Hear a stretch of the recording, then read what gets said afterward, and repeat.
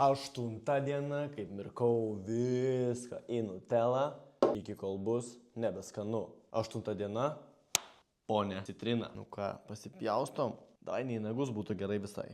Jo, šiaip jeigu kažkam įdomu, tai update'as. Organizmas prie nutelos priprato, jau nebeviduriuoju po kiekvieną video. Realiai 4 dienas reikėjo paviduriuoti ir viskas. Dabar jau realiai esu full prisipratinęs prie nutelos. Ir dabar realiai ant nutelos gyvenu, pasipjaustami 4 gabalus čia viską. Nu, galbūt nereikėtų didelių, bet kam įdomu, maži gabalai. Kabinam šito gėrio šiek tiek. Kabinam ponę citriną.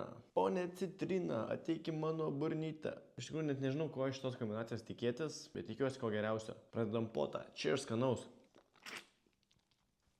Net nežinau, ką pakomentuoti, nes nežinau, ko tikėjausi iš šito.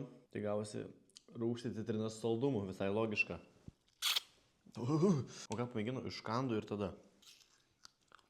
Kai pilnai iškandė, kai nereikia čiulpti, tai visai basina, nes kai nereikia čiulpti, būna gerai. O jeigu reikia čiulpti, iškart suvaidina nuotaiką. Čia ne apie citriną.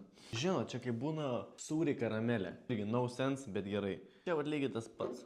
Saldi citrina, makes no sense, bet skanu karočią. O dabar užsitepsim biškį. Bet dabar čia normaliai užsikrausiu vitamino C prieš miegą. Ar daug kas siūlot man pūdytą silkę ragauti?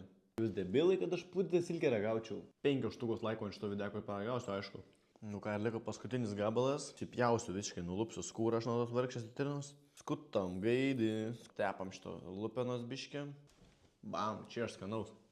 Nutela kol kas visiškai dominuoja kiekvieną patiekalą. Tai komentuokite, ką norite, kad paragaučiau kitame video. Ir iki, cheers, skanaus.